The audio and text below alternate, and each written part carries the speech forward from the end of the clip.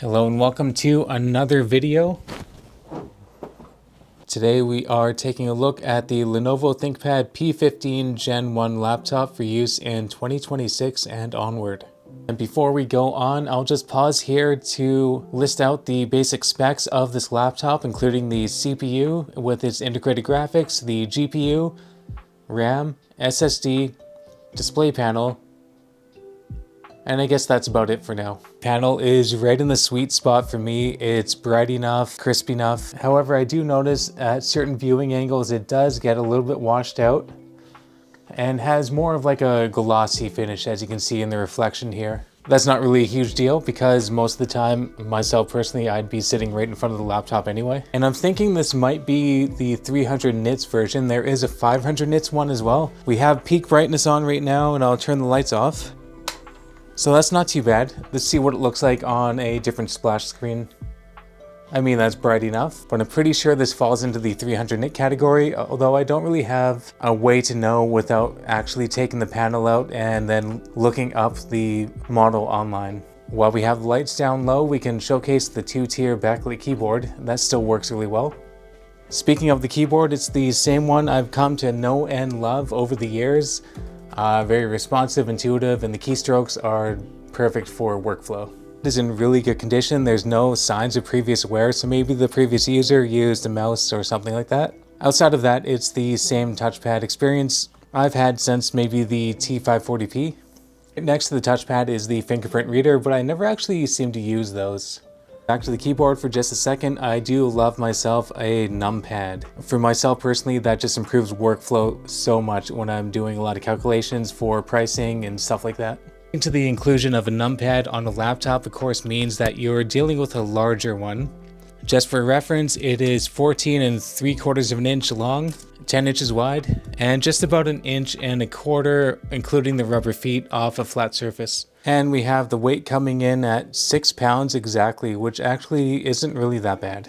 If you have a regular size backpack like the one I have here, this laptop will easily fit inside. And ultimately, yes, it's a couple extra pounds, but you're kind of sacrificing that for the use of a mobile workstation. So it is what it is. And if you study this laptop before you buy it, well, you know what to expect. I'll just quickly note that I do have plenty of room for other stuff inside this bag with the big laptop inside. I guess it's worth noting that if you're on the go or planning to be mobile with this laptop, this is a fairly chunky 170 watt power adapter that you have to lug around. And just for reference, this adapter is just under 1 pound. Kind of getting up there in weight, but if it were me, I'd be mainly lugging this around an airport or something like that and then getting to my destination. It's not like I'm climbing a mountain with it. So for general use, this laptop is going to be pretty snappy and good for production. And yeah, Windows 11 is a little bit tricky and chunky, but it is what it is. If you have to use it, you gotta use it. You could also alternatively go to Linux or something like that, which I probably would think about myself. But as you can see here, as long as you have a solid internet connection, you can get to places like YouTube, email, stuff like that pretty fast. And having the benefit of that 6-core 12-thread CPU, as well as that added GPU, really makes a big difference. So you can see printed right here, it says Dolby Atmos speakers system. And the speaker grill is up here above the keyboard. And to be honest, the sound's not that bad.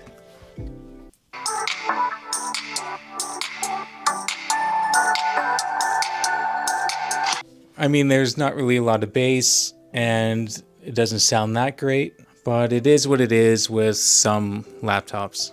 And unfortunately, we just have the usual 720p webcam with lots of latency. Honestly, the experience is not that great, but I mean, hopefully it's not your main use case to use this for anything other than like meetings or calling your mom. And this is what the microphone sounds like. I'm going to judge that it's not as good as the one that's around my neck, but hey, I could be proved wrong. So onto the I/O. Right beside the air exhaust fan vent right here, we have an HDMI 2.0 port, USB 3.2 Gen 1 Type A, the nano SIM card slot, and it looks like I misplaced the tray for that, so hopefully that turns up soon. And there's a microphone and headphone combo jack here.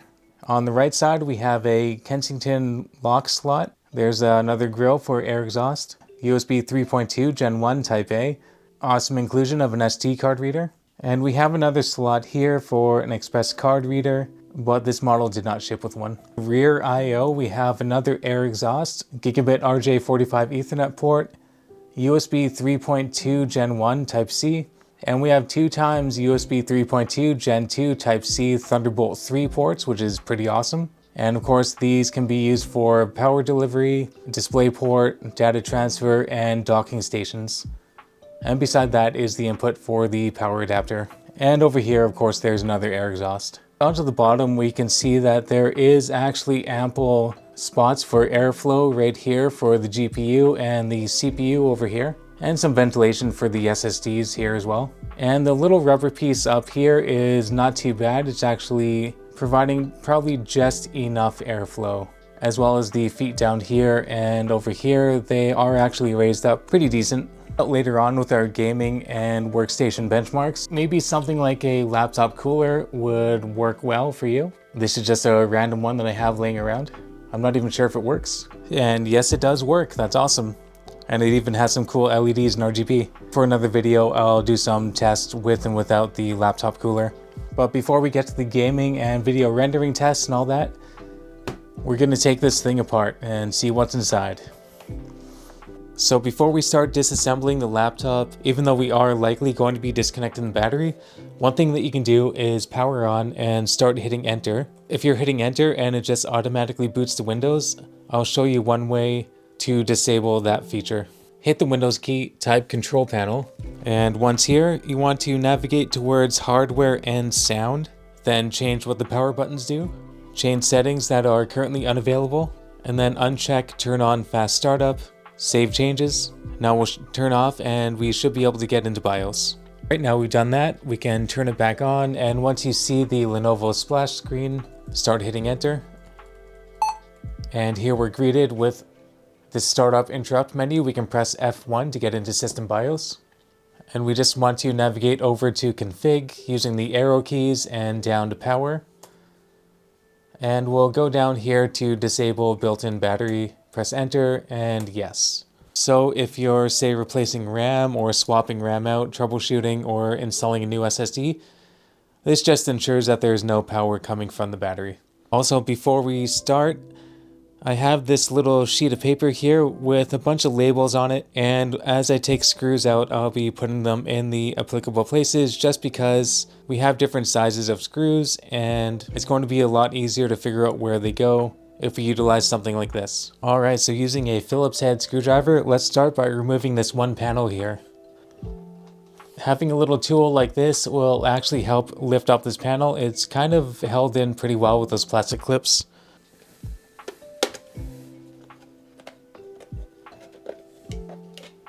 Alright, so here's the first area for expansion. We actually have 2 RAM slots right here. So obviously we have 32 gigs already installed, so there are other DIMM slots, I think, underneath the keyboard. Over here we have 2 slots for NVMe SSDs, and there's our current boot drive with Windows. Alright, so there's 11 screws that we need to take off this bottom panel, and 2 screws right here that were underneath that little expansion panel. Let's start with these 2.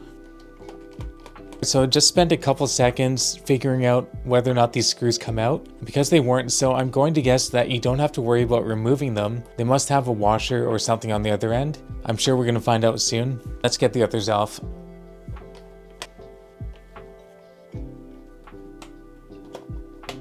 Okay, well, all those screws are holding in there.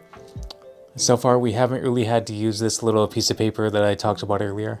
So I don't believe we have to remove the little buttons right here above the touchpad, which is nice. So there's probably no screws underneath there. I think we just have to pry up, maybe with a plastic tool like this, so we don't leave a lot of marks on the chassis. Let's see how it goes.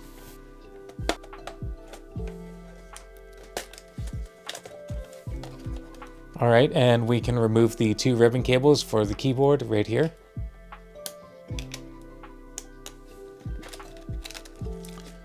There we go.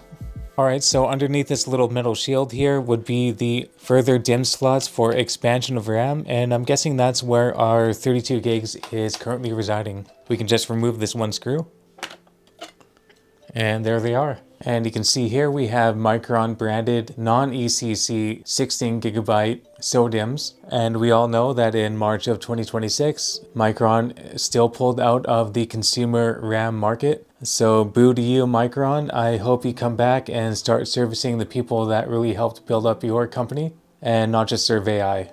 End of rant.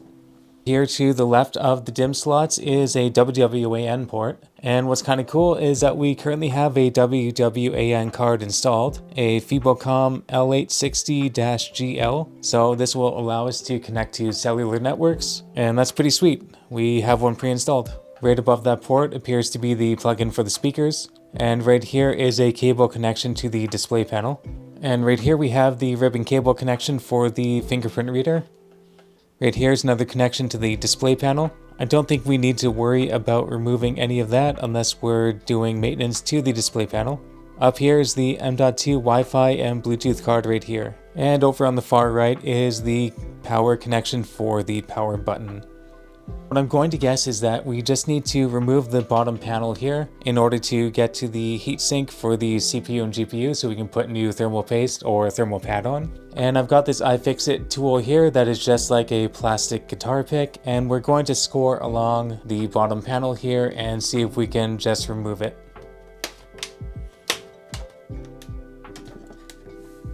Let's also get this SIM card tray out. So don't forget to do that before we take off the panel. And getting this part of the panel off seems to be the most difficult. I'm just gently using this metal tool and being sure not to scratch the outside of the chassis.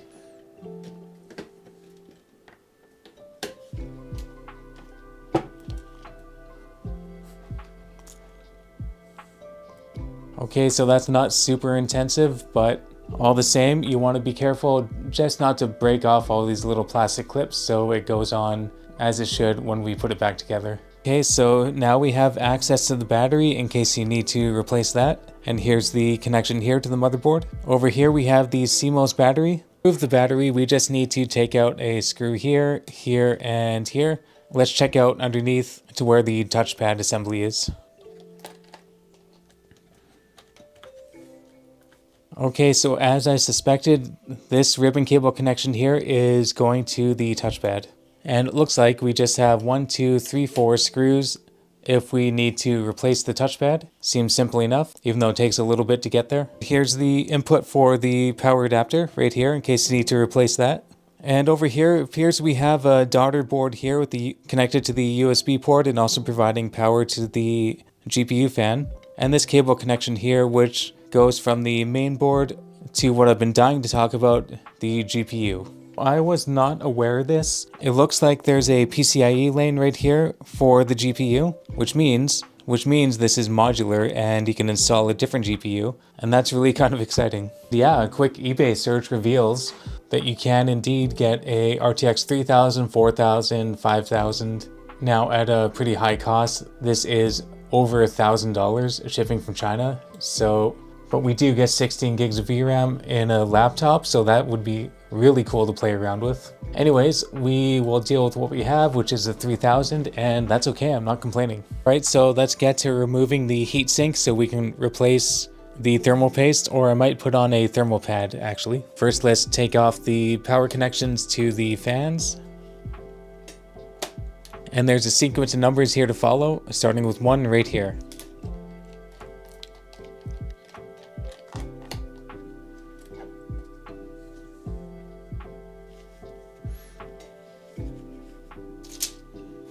Just for reference, it looks like you just need to remove these screws here to get the GPU out, and well, of course the ribbon cable connection there too. I wish I had a new GPU to test out because that sounds pretty fun. I think we're going to try out Thermalright's version of the PTM 7950 thermal phase change pad. So I'll take a moment to cut these to fit the GPU die and the CPU die, and then we'll put the heatsink back on.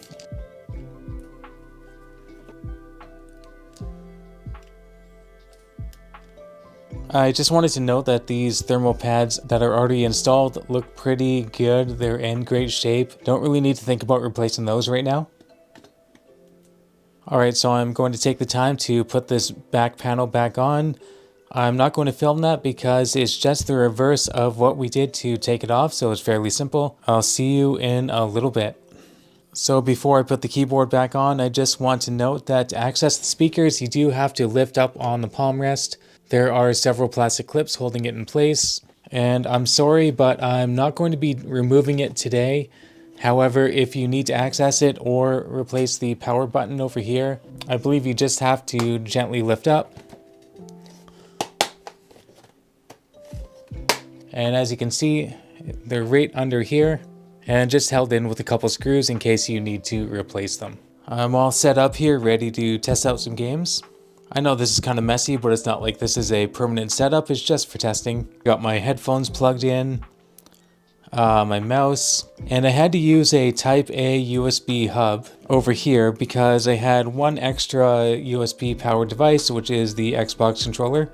Sometimes I like to play with the controller. So we are lacking one USB Type A port, and that means I have to bring in an extra dongle if I want to use everything that I have. That's not really a huge deal. It's always nice to have options.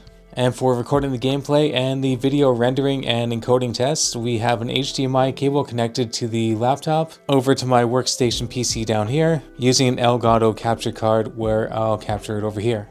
And here we go.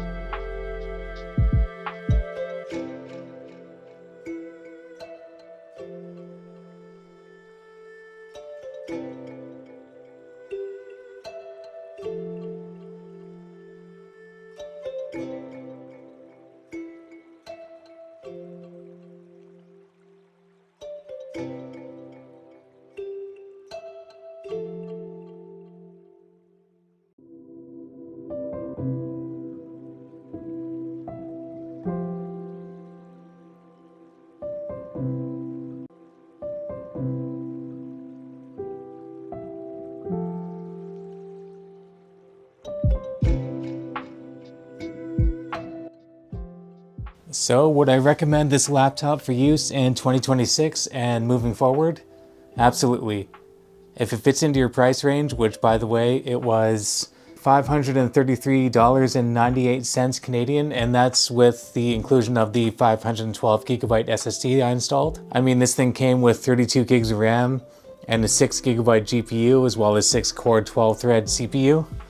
So, I mean, what else can you really ask for at that price point? Especially right now when hardware prices are like out of control. So if this thing pops up and suits your needs, I'd say give it a go. You can always maybe like sell it if it doesn't work out, or if you want to move on to a different model. You know, there's always a market for ThinkPads. So thanks a lot for checking out my video, and hopefully this helps you decide if this laptop's a good fit for you. See ya.